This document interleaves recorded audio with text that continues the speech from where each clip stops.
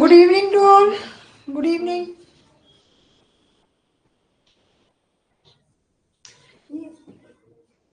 ये एंड लाइट क्यों बता रहा है? ये थोड़ी देर बता रहा है. ये भी नहीं बता रहा. चैट पे क्लिक करना पड़ेगा ना. हाँ, ये चलो. ये नहीं चल रहा है. अब डायरेक्टली कॉल आवाज आ रही है. ओके.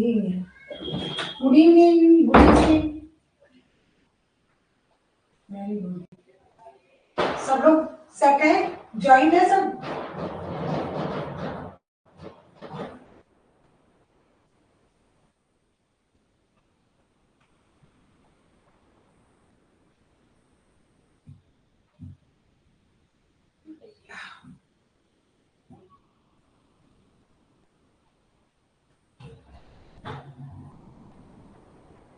कैसे हैं आप लोग?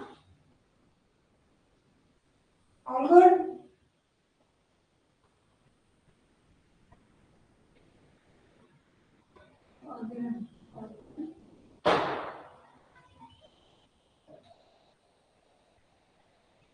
Yes. Good.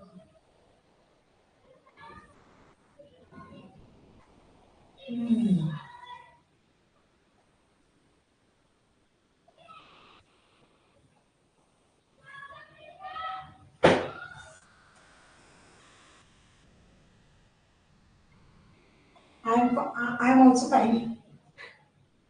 क्लास शुरू करें. आप लोग सब हैं क्लास में? सब लोग ज्वाइन करें. मेरा ऑडियो वीडियो सब क्लियर है? साइन लैंग्वेज भी थोड़ा. हाँ. ओके. चलिए, जो हमारा लास्ट क्वेश्चन था हम स्टार्ट करते हैं ऑर्गन की क्लास. ठीक है, जितना जल्दी हो सकता है इसको कंप्लीट करते हैं. ओके. साइकोटिक पेशेंट डिजायर कल का जो क्लास था सैटरडे वाला, उसमें मैंने आपको बताया था कि मतलब कि जो इस तरीके की जो होते हैं ना, देखो सॉरी की डिजायर बताई थी. Sweet candy, syrup, hot food जो भी चीज होता है उसको गरम गरम खाना पसंद होता है. Acid, salt and unusual during pregnancy. Unusual during pregnancy ये नॉर्मल डिजायर होती है. यानी कि जनरली जितने भी नॉर्मल डिजायर्स क्रेविंग होती है ना, वो सॉरी याजम की होती है. 25th question.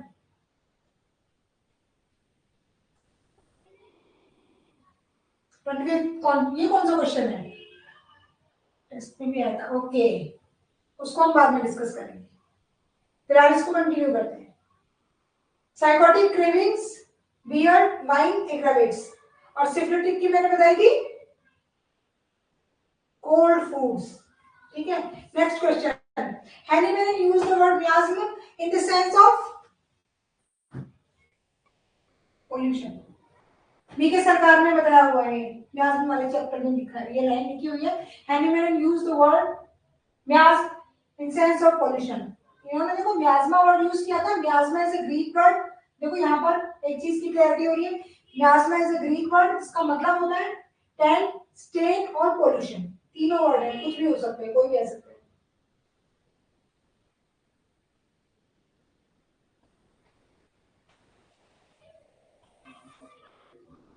Twenty fifth question अभी डिस्कस करेंगे. आपको पहले हम थोड़ा सा सिलेबस को कंप्लीट करें. ठीक है.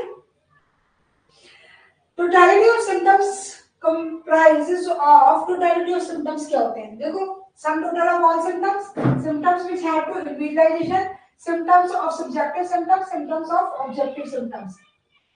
Totality of symptom. Sum total, totality जब आप केस टेकिंग करते हो तो जितने भी symptoms patient head to toe बताता है हम सबको लिख लेते हैं. उनको सबको सम करना टोटलिटी ऑफ सिम्टम नहीं होता है. टोटलिटी ऑफ सिम्टम जो एफोरिज्म नंबर 6 और 7 में बताया ना क्लियरली, 7 और एफोरिज्म में कि टोटलिटी ऑफ सिम्टम्स क्या क्या होते हैं. उसके अंदर उसका क्या क्या आता है बताइए. 7 पॉइंट है. वो सारे के सारे जो 7 पॉइंट्स हैं वो क्या करते हैं? इंडिविजुअलाइजेशन में हेल्प करते हैं. तो totality of symptoms, symptoms which help to individualization, ये इसका आंसर है बी. आई होप कि आप लोगों ने 6 7 शुरू के जो 1 2 3 4 5 6 7 एफोरिज्म तो पढ़ लिए होंगे अच्छे से. बहुत अच्छे, बहुत क्लियरली इनको समझ में आने चाहिए. क्योंकि थ्योरेटिकली और प्रैक्टिकली दोनों तरीके से बहुत इंपॉर्टेंट एफोरिज्म्स हैं। नेक्स्ट क्वेश्चन, देखो जितने भी क्वेश्चन आएंगे ना हमें फटाफट रिवाइज करूंगी क्योंकि इसमें बहुत सारे क्वेश्चन रिपीट हो रहे हैं, है ना, हम डिस्कस कर चुके हैं प्रीवियस क्लासेस में। Eight the end of the treatment the anti medicine required for, देखो एंटीसिप्लेटिक, एंटीसाइकोटिक, एंटीसोरिक और एंटीसूडोसोरिक। जब सिप्लेटिक मियाज्म डोमिनेंट होता है हम एंटीसिप्लेटिक मेडिसिन देते हैं, जब साइकोटिक मियाज्म डोमिनेंट होता है हम एंटीसाइकोटिक मेडिसिन देते हैं, और जब मिक्स्ड मियाज्मेटिक डिजीजेस होती है, जो नेचुरल क्रॉनिक डिजीजेस होती हैं, उनमें क्या होता है, मियाज्म क्या होता है, रिस्पॉन्सिबल होता है, और सोरा हमने पढ़ा था 80th एफोरिज्म में क्या बताया गया है कि सोरा जो है वो सारी की सारी क्रॉनिक डिजीजेस का बेस होता है, मदर कॉज होता है। तो हमें eight the end of the treatment cure provide करने के लिए एंटीसोरिक मेडिसिन देनी होती है, क्योंकि देखो साइकोटिक मियाज्म का बेस भी सोरा है, सिफिलिटिक का भी बेस सोरा है, और सोरा तो अल्टीमेटली होता ही है हर क्रॉनिक डिजीज का कॉज। तो इसका आंसर है antipsoric medicine, C. At the end of the treatment, the anti-miasmatic medicine required is antisoric.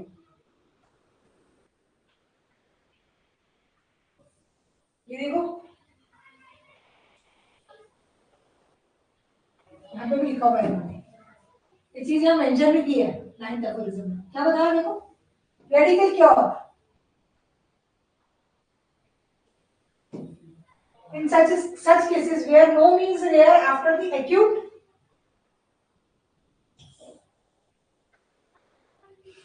appropriate antisoric treatment,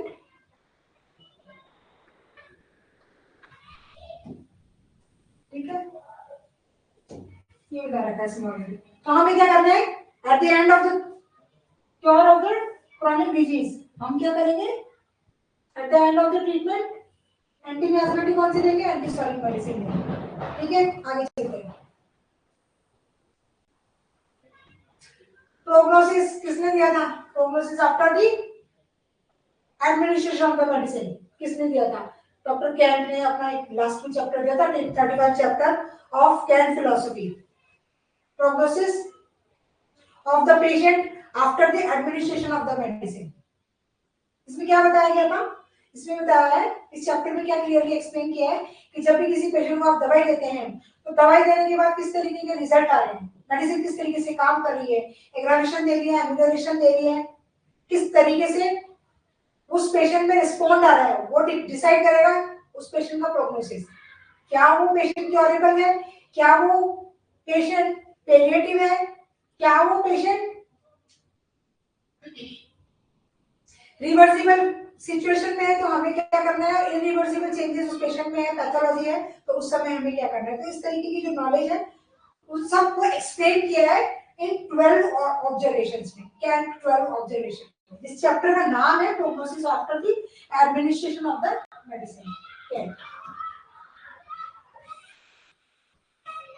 philosophy याद हो गई आप लोगों को, 12% रिमूवल ऑफ द कॉज पहले पढ़ाया जा चुका, answer is first, remove the cause, remove the disease, cure to the patient. Artificial chronic diseases are most difficult to treat, not all are curable, most difficult to cure, easily curable. मैंने बताया था ना, artificial chronic diseases जिसमें कि natural chronic diseases साथ में mixed हो रही है, वो मेडिसिनल एग्रावेशन या किसी भी तरीके के मिसमैच मेडिसिन की वजह से या ओवरडोजेस ऑफ मेडिसिन की वजह से जब कॉम्प्लिकेट हो जाती है, कॉम्प्लेक्सिसिटी आ जाती है क्रॉनिक डिजीजेस के अंदर, तो इस तरीके की जो आर्टिफिशियल क्रॉनिक डिजीजेस होती है उनको क्योर करना बहुत डिफिकल्ट होता है। आप उसको आराम तो दे दोगे, ट्रीट तो कर दोगे, पेशेंट को रिलीफ तो देंगे हम, लेकिन उसको क्योर नहीं कर पाएंगे, बहुत डिफिकल्टी से हम उसको क्योर करते हैं, उसमें बहुत प्रॉब्लम होती है।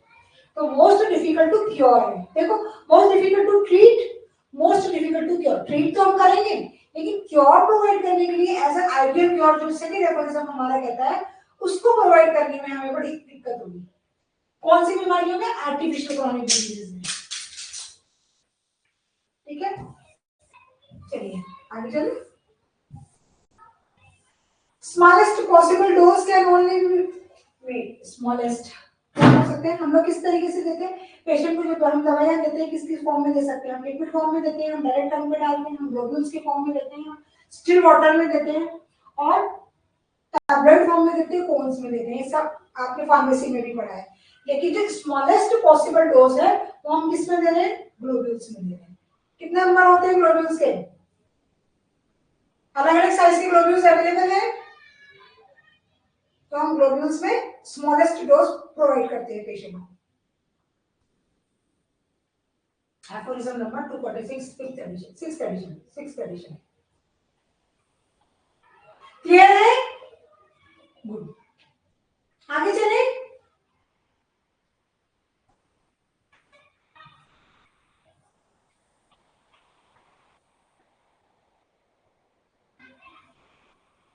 देखो कितना बढ़िया क्वेश्चन है। In which edition, okay, in which edition of organon did Hahnemann mention repetition? Repetition किसका हो रहा है, repetition of the doses. Fourth edition, fifth edition, sixth edition and none of the above. देखो फिफ्थ एडिशन तक हम लोगों ने क्या पढ़ा था, हमें क्या बताया गया था, हम लोग law of similia, single single remedy, simplex form and minimum dose दे रहे थे। और हम रिपीटेशन कैसे कर रहे थे, अगर एग्रावेशन दिख रहा है, होम्योपैथिक एग्रावेशन दिखता है, तो हमें पेशेंट को मेडिसिन रिपीट नहीं करनी होती थी। ठीक है, ये हमने फिफ्थ एडिशन में पढ़ा था। लेकिन जब सिक्स्थ एडिशन में हैनिमैन ने 50 मिलीसीमेल पोटेंसी को इंट्रोड्यूस किया था, तो वहां उन्होंने अच्छे से 246 एफोरिज्म जो है पोस्टोलॉजी वाले एफोरिज्म्स में ये क्लियरली बताया था कि 50 मिलीसीमेल पोटेंसी को आप एक्यूट केस में as well as chronic diseases के केस के अंदर फ्रीक्वेंटली रिपीट कर सकते हैं। इसका पहला लास्ट में लास्ट वाली जो क्लास थी उसमें पढ़ा भी था कि हम एवरी डे भी दे सकते हैं और एवरी ऑल्टरनेट डे भी हम मेडिसिन को रिपीट कर सकते हैं इन क्रॉनिक केसेस में, लॉन्ग लास्टिंग डिजीजेस के अंदर। तो ये हमें किसमें बताया था, सिक्स्थ एडिशन में। क्लियर है, ये याद रहेगा बहुत इजी तरीके से। ये जो रिपीटेशन की बात है, वैसे तो हैनिमैन ने रिपीटेशन को, Hahnemann initially was against the repetition of the medicine, ठीक है, लेकिन जब उन्होंने 50 मिलीसीमेल दिया था उसके अंदर उन्होंने फ्रीक्वेंट रिपीटेशन को फेवर किया, इंट्रोड्यूस हुआ सिक्स्थ एडिशन में।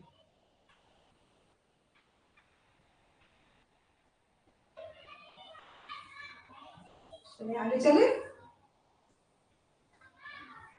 Okay, surgical removal of the organ, surgically removal of the organ, किसी भी पेशेंट में ट्रीटमेंट के दौरान किसी भी ऑर्गन को, वाइटल ऑर्गन को रिमूव कर दिया जाएगा, तो क्या उसको क्योर प्रोवाइड कर सकते हैं, क्या हम उसको क्योर दे सकते हैं, हम उसको क्योर नहीं कर सकते। तो हम क्या करेंगे, ऐसे केसेस में क्या हो रहा है, पेलिएशन क्या होता है, temporary relief of the symptoms, palliation क्या होता है, temporary relief of the symptoms. Suppression में क्या होता है, डिजीज जो है एक पर्टिकुलर सिस्टम से दूसरे सिस्टम में शिफ्ट हो जाती है, suppression. Temporary relief again palliation and cure, suppression के केस के अंदर, सर्जिकल रिमूवल के केस में क्योर पॉसिबल ही नहीं है, क्योर पॉसिबल ही नहीं है। तो सप्रेशन, सर्जिकल केसेस के अंदर हम क्या कर रहे हैं, सप्रेस कर रहे हैं केस को, वहां किसी तरीके का कोई क्योर प्रोवाइड नहीं कर सकते, ठीक है, सप्रेशन हो गया। Next question, mental disease are due to psora miasms, already discussed.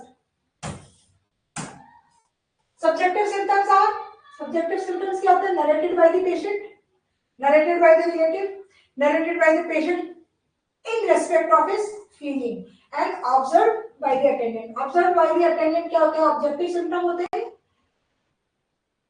narrated by the relatives also objective symptoms, narrated by the patient subjective symptoms, narrated by the patient in respect of his feeling. देखो क्या confusion हो सकता है, of his feeling.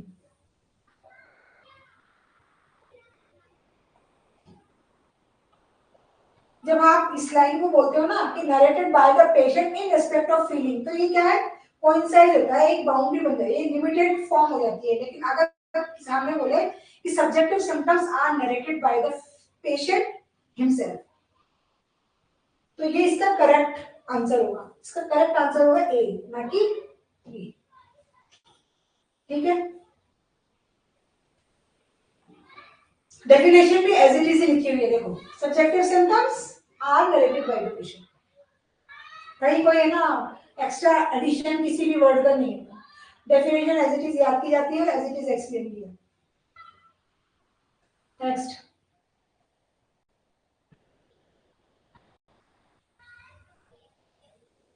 in that type of intermittent fever where the stage of epilexia is very short, the medicine is to be applied। मैंने बताया था जब intermittent disease के बारे में डिस्कस किया था कि हम कौन सी उसमें हम मेडिसिन को रिपीट कर सकते हैं स्टेज पे, बताया था मैंने।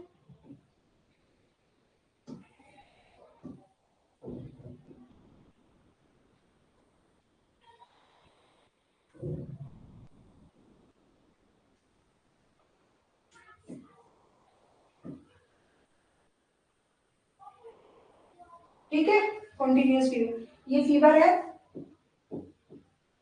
Chill heat respiration, chill heat perspiration, और ये आता है, ये आता है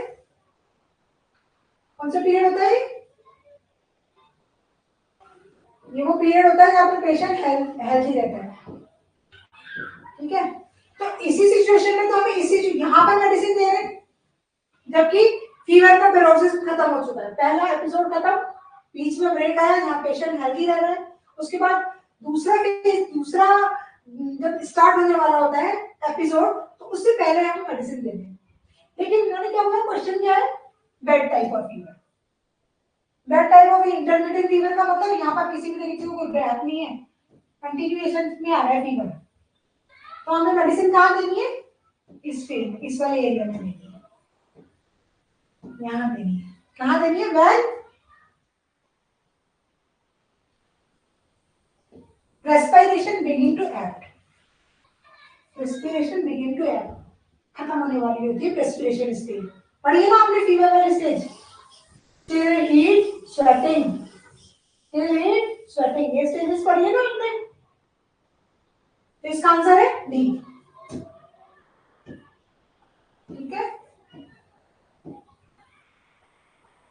टिल हीट पर्सपिरेशन, जहां पर्सपिरेशन खत्म होने वाली स्टेज होती है ना, यहाँ पर आपको मेडिसिन प्रिस्क्राइब करनी है। कौन सा मेडिसिन में बता रखा है, इंटरमिटेंट डिजीज याद है,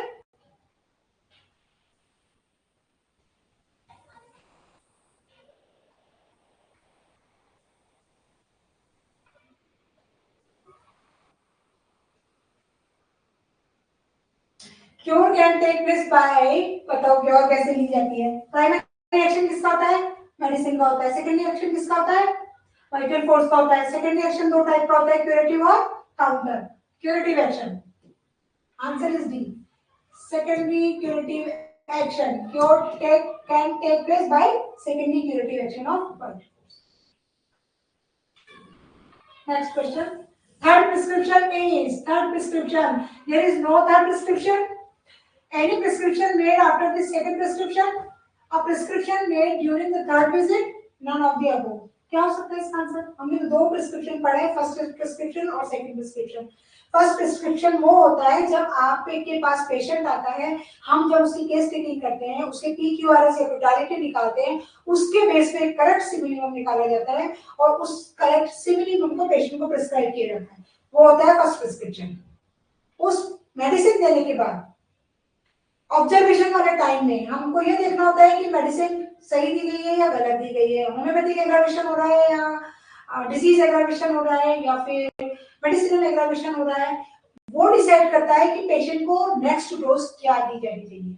ठीक है, अब उस वो जो सेकंड, वो कहलाता है सेकंड प्रिस्क्रिप्शन। उस सेकंड प्रिस्क्रिप्शन में क्या पॉसिबिलिटीज होती है, सेम मेडिसिन भी दी जा सकती है या फिर मेडिसिन को चेंज भी किया जा सकता है, मेडिसिन को एंटीडोट भी की जा सकती है, या फिर आप उस पेशेंट में किसी भी प्लेसिबो दिया जाता है, placebo is not a second prescription. पहली जो एक बार दवाई दी जाती है, जब तक वो अपना काम कंप्लीट नहीं कर देती, वो पहला ही प्रिस्क्रिप्शन कहलाता है।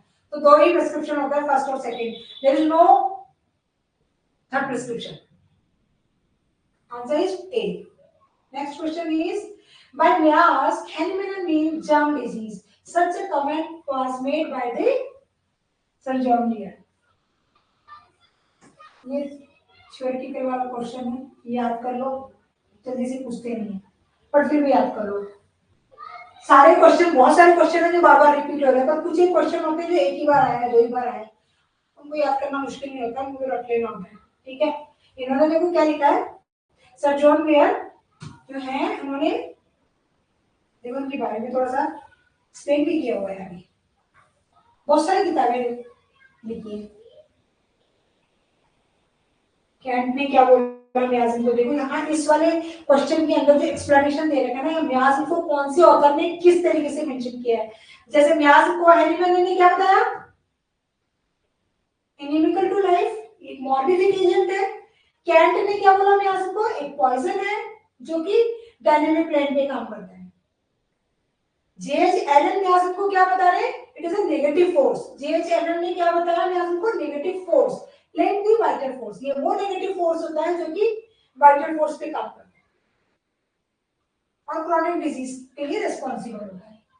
म्याज़ को एच.ए. रॉबर्ट ने अपनी फिलॉसफी में म्याज़ ने क्या बोला, उन्होंने बोला as a politic exhalation of malaria poison. देखो ये क्वेश्चन रिपीट हुआ था मलेरिया पॉइजन का, किसने दिया था, एच.ए. रॉबर्ट ने दिया था. ये क्वेश्चन पहले भी आया था और यहाँ पर भी देखो थोड़ा सा आपको रिवाइज हो रहा है. ठीक है. शेक्सपियर ने म्याज़ को क्या बोला था, मैगट्स, जो कि ब्रेन में डेवलप होते हैं. Maggots that are born in brain.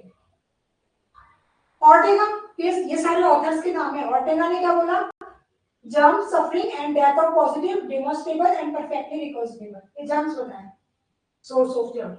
क्या, म्याज़. ग्रॉस ने म्याज़ को क्या बताया, एक्यूट डिजीज, क्रॉनिक डिजीज का कॉज होता है, इटियोलॉजी का कॉज होता है. विथॉल्कस का नाम सुना है आप लोगों ने, जर्नलिस्ट की मटेरियल मेडिका की बुक आप लोगों ने ऑथर की पढ़ी होगी, विथॉल्कस, जॉर्ज विथॉल्कस. म्याज़ में से predisposing weakness of the defence mechanism. इन्होंने क्या बताया है, जॉर्ज विथॉल्कस ने बोला है कि म्याज़ जो है वो डिफेंस मैकेनिज्म का वीकनेस है. Predisposing weakness of the defence mechanism. Foster एक राइटर है अगेन, इन्होंने म्याज़ को मॉर्बिडिक एमएम से बोला है. देखो ये है John mayor.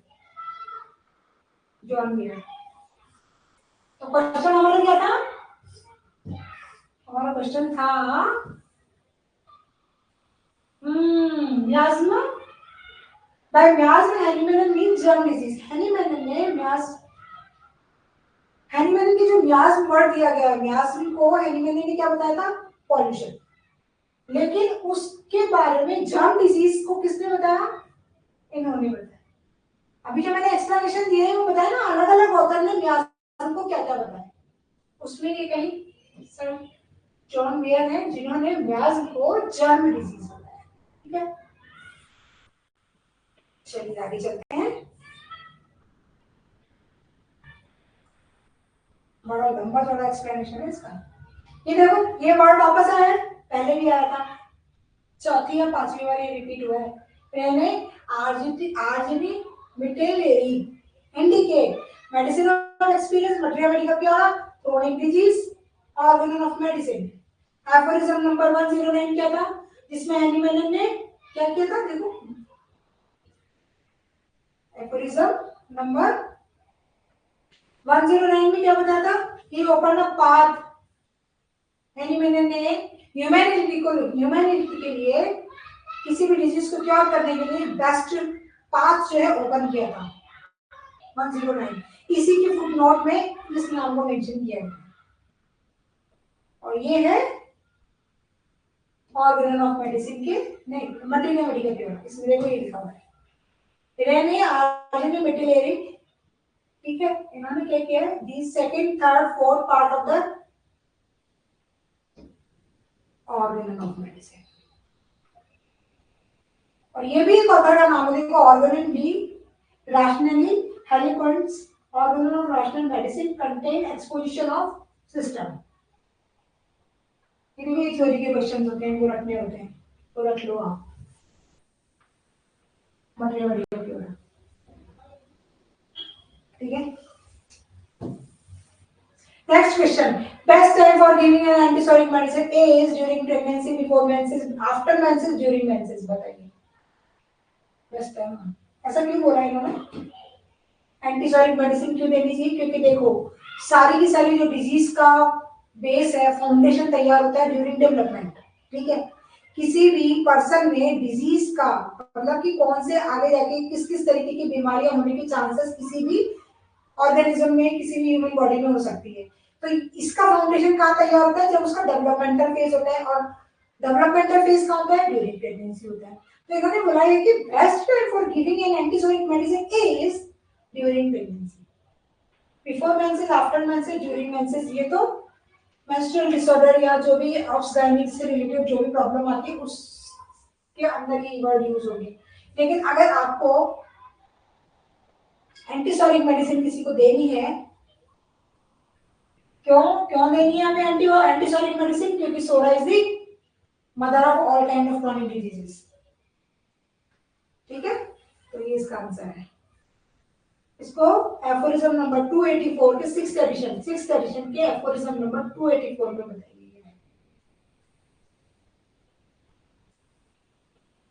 Homeopathic cure describe in aphorism. Cure किसने बताई है? Law of similar therapeutic law of cure, therapeutic law of cure, aphorism number 26, 27, 28, 29 with examples. Answer इसका है 29। आगे चले, सब कुछ समझ में आ रहा है? सभी चीजें बार बार रिपीट हो रही है, इसलिए मैं थोड़ा फास्ट ले रही हूँ ताकि अपना सिलेबस कंप्लीट हो जाए। और in homeopathic aggravation medicine is correct, बताइए, है ना। Occur is primary action, occur in primary action, aggravation wished to accrue all the above. इसका आंसर क्या हो सकता है? होम्योपैथिक एग्रावेशन क्यों होता है? होम्योपैथिक एग्रावेशन क्या होता है? होम्योपैथिक एग्रावेशन क्या ये ठीक होता है? क्या ये गलत होता है? किसी भी अगर केस में मेडिसिन देने के बाद होम्योपैथिक एग्रावेशन दिखता है तो क्या वो जस्टिफाई है? पेशेंट की क्योर होगी या नहीं होगी? डिफाइन कर सकता है, नहीं कर सकता है? बिल्कुल कर सकता है। होम्योपैथिक एग्रावेशन कब होता है? कि एग्जिस्टिंग सिम्टम्स की इंटेंसिटी बढ़ जाना, पेशेंट की सफरिंग बढ़ जाना, that is called homeopathic aggravation. जब आप करेक्ट से मिनिमम दे रहे हो, जब आर्टिफिशियल डिजीज किसी भी नेचुरल डिजीज के साथ जब काम करती है, दोनों सेम करेक्टर की होती है, दोनों सेम सिम्टम्स होते हैं, तो क्या होता है? होम्योपैथिक एग्रावेशन होता है। तो होम्योपैथिक एग्रावेशन जब आता है तो इसका मतलब हमने जो मेडिसिन दी है वो सही है। और ये एक्शन क्यों आ रहा है? Primary action of the medicine की वजह से अकर इन प्राइमरी एक्शन, और ये डिजायरेबल होता है। This aggravation wished to accrue, ठीक है। तो all the above is the answer. Next question.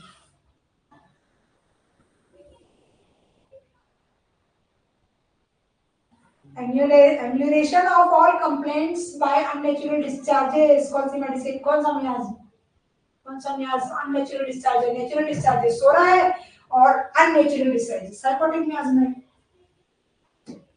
All the complaints are better by unnatural discharges sycotic miasm. जितने भी नेचुरल डिस्चार्ज में आते हैं वो सारे सारे सोलर मियाज में आएंगे। ये अननेचुरल डिस्चार्ज से बेटर फीलिंग कर रहा है sycotic miasm, already discussed in previous class. Hahnemann got his MD degree, ये थ्योरेटिकल पोर्शन आ गया वापस से 1979। इन्होंने अपनी एमडी डिग्री पूरी कर ली थी। जब आपने बायोग्राफी पढ़ी होगी फर्स्ट ईयर में और फाइनल ईयर में, हैनीमैन की बायोग्राफी पढ़ी होगी, तो वहां कहीं ये चीज बताई गई थी, ठीक है। 1779 में उन्होंने एमडी की डिग्री जो है अपनी कंप्लीट कर ली थी। एमडी किसमें की थी उन्होंने? Etiology and therapeutics of spasmodic affections.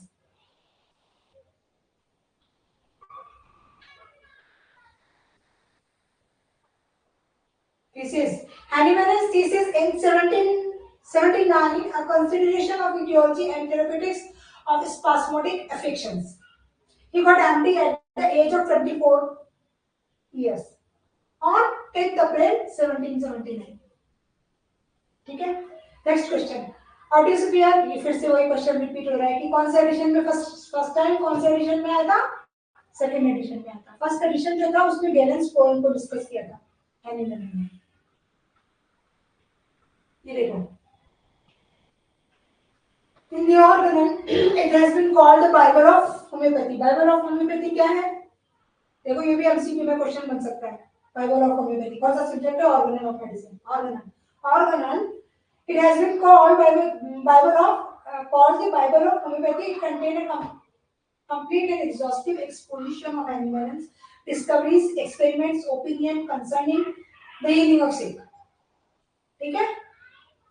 Poem, गैलर पोयम, फर्स्ट एडिशन में।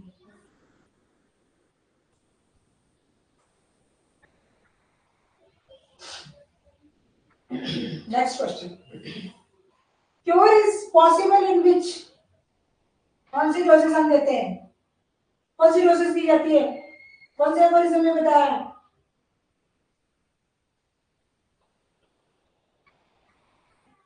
Infinitesimal doses, infinite doses, infinite dose, sub-physiological doses, sub-lethal doses, too frequent small doses.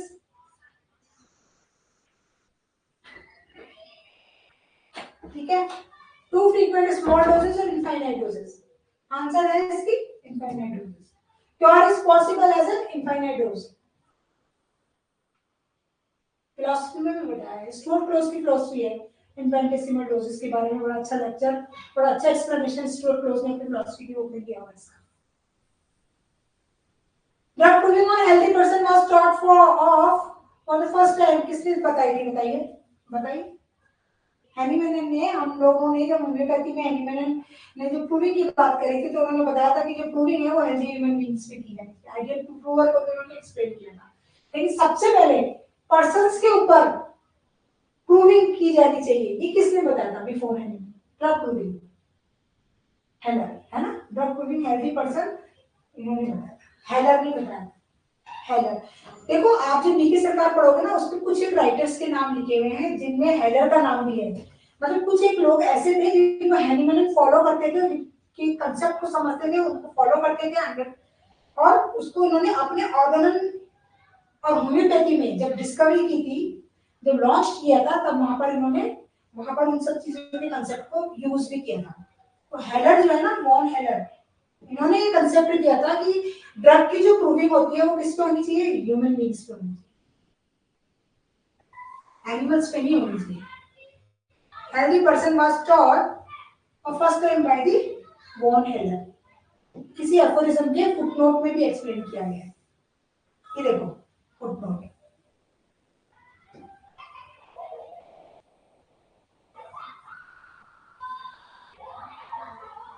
ठीक है। आगे का क्वेश्चन पढ़ते हैं। Homeopathic drug causes cure. Homeopathic drug causes cure because similarity of the symptom, minuteness of the doses, potentization of the drug और infrequent repetition of drug. बताइए क्या हो सकता है इसका आंसर? होम्योपैथिक ड्रग क्यों क्योर कर रही है? According to law of similia, जिस तरीके के सिम्टम्स को प्रोड्यूस करती है हेल्दी पर्सन में, उसी तरीके के सिम्टम्स को वो सिक पर्सन में क्योर भी कर रही है। तो अकॉर्डिंग टू सिम्टम्स सिमिलरिटी के बेस के ऊपर होम्योपैथिक मेडिसिन जो है, ड्रग्स जो है वो क्या करती है? क्योर प्रोवाइड करती है। तो इसका आंसर है ए, ठीक है। A similar medicine is given to a morbid patient in कौन सी potency? High potency, medium potency, low potency और हाईएस्ट पोटेंसी। मॉर्बिड पेशेंट का मतलब होता है जहां पर बहुत जबरदस्त तरीके की पैथोलॉजी पेशेंट में क्रिएट हो चुकी होती है। तो जहां पर पैथोलॉजिकल चेंजेस आ चुके होते हैं केस में, वहां कभी भी हाई पोटेंसी को पेशेंट को नहीं लेनी चाहिए, हमेशा लो पोटेंसी प्रिस्क्राइब की जानी चाहिए। ये सजेस्टेबल है हमें, ठीक है। जहां पर फंक्शनल डिसऑर्डर होते हैं ना, बिना किसी ऑर्गन या सिस्टमिक या ऑर्गन में किसी भी तरीके की पैथोलॉजी क्रिएट हुए, सिर्फ और सिर्फ फंक्शनल डिसऑर्डर होते हैं या मेंटल सिम्टम पेशेंट के ज्यादा होते हैं, वहां आप हाई पोटेंसी पेशेंट को देते हैं। लेकिन अगर मॉर्बिड सिचुएशन है, पेशेंट में पैथोलॉजी क्रिएट हो चुकी है सेकंड थर्ड लेवल तक, पैथोलॉजी जा चुकी है, तो वहां पर हमें लोएस्ट पोटेंसी, लो पोटेंसी में देना है मेडिसिन। ठीक है, चलो नेक्स्ट चलते हैं। Diseases having few symptoms is called one sided disease, local disease, partial disease, mental disease. One sided disease इसमें कुछ सिम्टम्स देखने को मिलते हैं, वन साइडेड डिजीज। ठीक है, best time for administration of the medicine in the intermittent fever during the apyrexia state, during the pyrexia, decline phase of the pyrexia or the onset of the onset पे कभी भी नहीं देनी चाहिए। ठीक है, pyrexia में कभी भी नहीं देनी चाहिए। अब आती है apyrexial stage और decline phase stage। तो क्या है बेस्ट टाइम? यहाँ पर देखो पहले वाला जो क्वेश्चन था उसमें तो उन्होंने क्या बताया था कि जो बैड इंटरमिटेंट फीवर होता है उसमें कहाँ रिपीट कर रहे थे हम? डिक्लाइन फेज, जहां पर प्रेस्पिरेशन खत्म हो रहा था at the time of act of perspiration stage. और यहाँ पर क्या है, सिंपल पूछ रहा है, ये सिंपल क्वेश्चन है कि किस समय आप मेडिसिन को रिपीट कर सकते हैं, कब दे सकते हो? जब एपायरेक्सियल स्टेज होती है, जब पेरोक्सिज्म खत्म हो चुका होता है। तो आंसर हो गया इसका ए। ठीक है, प्रोफाइलैक्सिस ये लास्ट क्वेश्चन है, उसके बाद हम कल की क्लास में डिस्कस करेंगे। ठीक है, क्योंकि हमारा टाइम ओवर हो चुका है और आपकी नेक्स्ट क्लास का टाइम हो चुका है, तो आपका भी लॉस नहीं होना चाहिए। Prophylaxis is a preventive therapy, curative therapy, palliative therapy और suppressive therapy. Prophylaxis preventive therapy, prophylaxis preventive therapy. Homeopathy में भी कुछ एक मेडिसिन जो है एज अ प्रिवेंशन यूज की जाती है। प्रिवेंटिव मेडिसिन होम्योपैथिक प्रोफाइलैक्सिस के नाम से एक चैप्टर आपने पढ़ा होगा, वहां पर कुछ एक मेडिसिन को बताया गया है जो कि प्रोफाइलैक्सिस में आती है, जो प्रिवेंटिव के से काम करती है। ठीक है, चलिए अब ये ससेप्टिबिलिटी से हम कल पढ़ेंगे, थोड़ा सा ससेप्टिबिलिटी को एक्सप्लेन भी करेंगे डिटेल में, थोड़ा सा ब्रीफ में, डिटेल में नहीं ब्रीफ में बता दूंगी थोड़ा सा। ठीक है, तो आपको सब कुछ समझ में आया? कल जो आपका 25 वाला जो क्वेश्चन है वो भी मैं कल की क्लास में डिस्कस करूंगी। ठीक है, और कोई क्वेश्चन हो तो बता देना, कि आप लिख सकते हो, बता सकते हो। ठीक है, तो थैंक यू ऑल, आप अच्छे से पढ़िए, याद करिए, और बहुत ज्यादा बड़ा कोर्स नहीं है ऑर्गेनिक का, इतना जितना भी आप कर लोगे तो मोर देन एनफ है, अच्छे से नंबर अचीव हो जाएंगे अगर इनको अच्छे से याद करिए। ठीक है, चलिए थैंक यू।